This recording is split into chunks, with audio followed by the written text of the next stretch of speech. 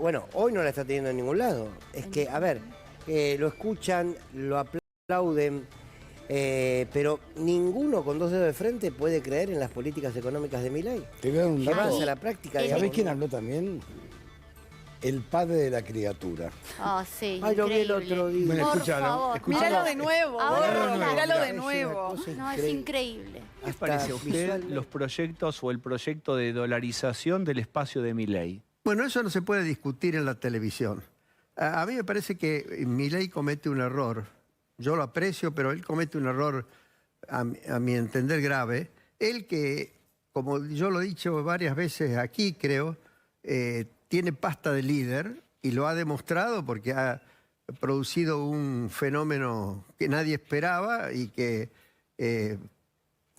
es inédito, de convencer a una cantidad enorme de jóvenes transversalmente, incluso a gente muy humilde de que él va a poder aportar soluciones.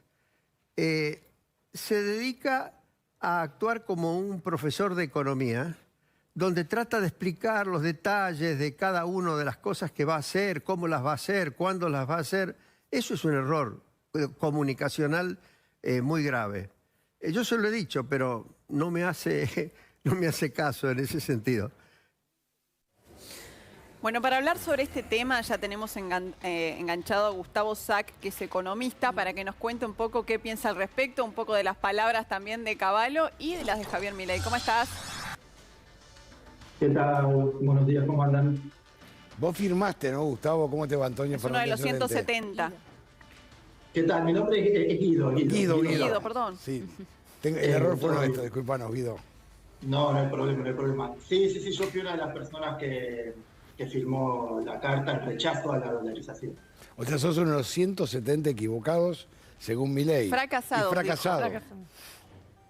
Y somos muchos más, ¿eh? Yo espero que la carta siga circulando y juntando firmas, porque realmente digamos, a ver, aclaro primero que la iniciativa no fue mía.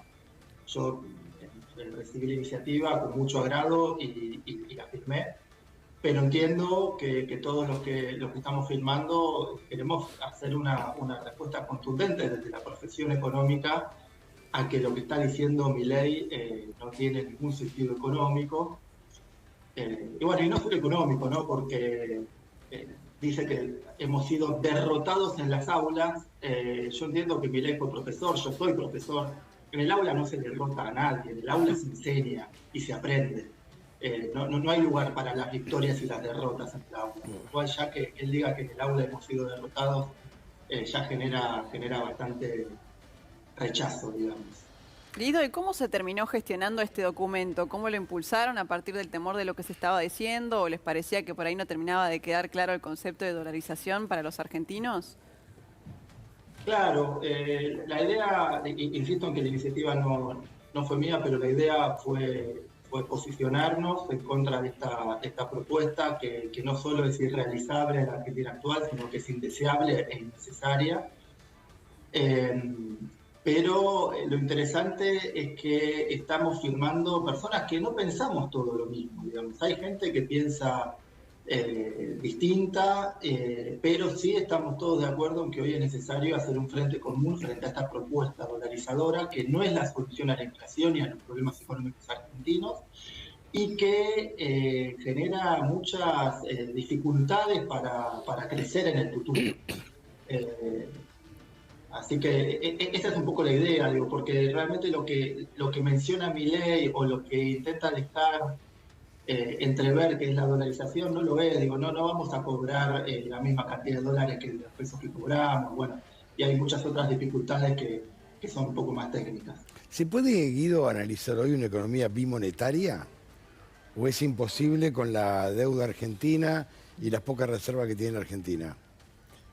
No, digo, de hecho, Argentina tiene una economía bimonetaria. En Fundar, que es donde yo trabajo, hemos publicado en abril, incluso antes del triunfo de Milei en las PASO, un documento que analiza justamente el bimonetarismo en la economía argentina. Hay que tener en cuenta que todas las economías son en mayor o menor medida bimonetarias. El problema de la Argentina es que se usa el dólar para muchas funciones que debería utilizarse el peso. El problema es que el peso no da los incentivos necesarios para utilizarla, por ejemplo, como moneda de ahorro. El desafío de la política es generar esos incentivos para que quien empiece a ahorrar en pesos le gane a quien empieza a ahorrar en dólares. Eso no ha sucedido en las últimas décadas en Argentina y tiene que empezar a suceder. Es decir, lo que firmamos en esa carta no es que decimos andamos bárbaros, sigamos como estamos, que somos un éxito rotundo, sino todo lo contrario. Todos pensamos que hay que hacer transformaciones fuertes en la economía argentina, entre ellas no financiar más déficit fiscal con emisión monetaria, pero de ninguna manera el camino es la dolarización, porque en ese caso el remedio va a ser peor que la enfermedad. Guido, ¿qué tal? ¿Cómo estás? Rosalía te saluda. ¿Qué tal? Dado que la dolarización es impracticable desde diciembre, hablemos de lo que están proponiendo, que es una fuerte devaluación. Tanto Patricia Bullrich como Milei están hablando y admitiendo que planean devaluar fuerte. Si hoy incluso el Banco de las Américas vaticinó un dólar a 650 a partir de diciembre, es casi el doble del dólar oficial de hoy.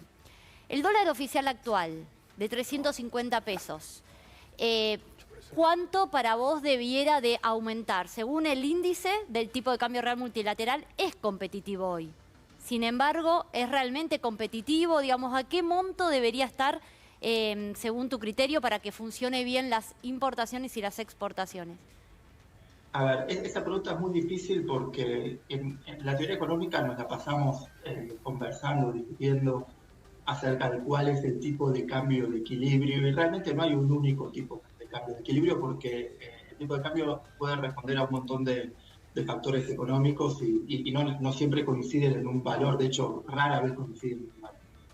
Lo que sí es importante es apuntar hacia una unificación del tipo de cambio, básicamente porque siempre que hay dos precios por un mismo activo se generan incentivos a comprar barato y vender caro, y se generan muchos privilegios para aquellos quienes pueden comprar barato, e incluso perjuicio a quienes tienen la obligación de vender barato también, ¿no?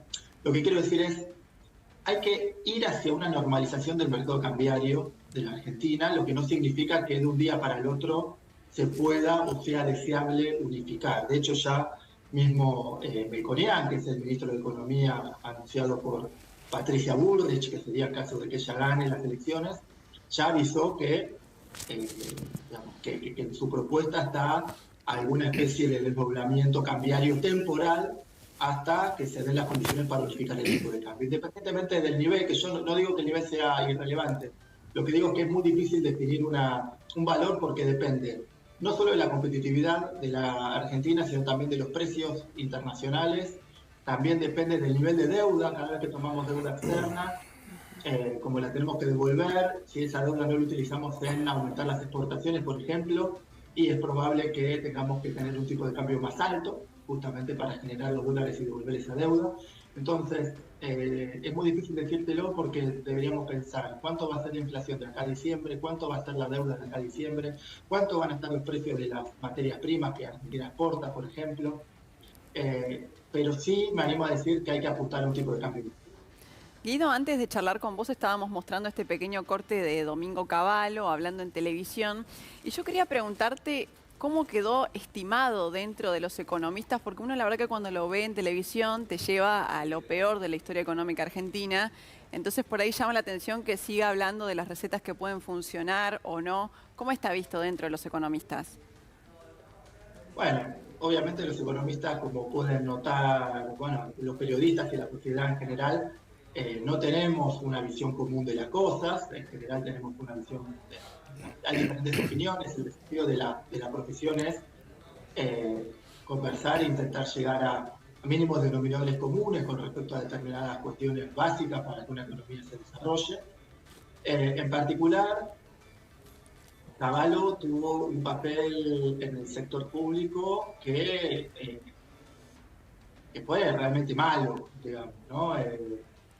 No solo durante la convertibilidad, sino también antes. La convertibilidad fue un sistema que funcionó para frenar la hiperinflación, pero que claramente habría que haber salido muchísimo antes y de manera más ordenada, y no habría que haberlo llevado hasta las últimas consecuencias. Entonces, una cosa es el caballo ministro y otra cosa es el caballo analista económico. Claro, como más teórico. académico, Pasa que es muy difícil exactamente, separarlo con lo que se vivió, ¿no? Pero entonces, que para mí el desafío, a ver, Guido, si coincidís conmigo, más allá de caballo, Sí. ¿no? El desafío de la política es revalorizar la moneda de curso legal. Claro. Porque hoy nadie confía en el peso, entonces hay que buscar una manera de generar confianza. Y es un tema de política económica. Así es, efectivamente, efectivamente.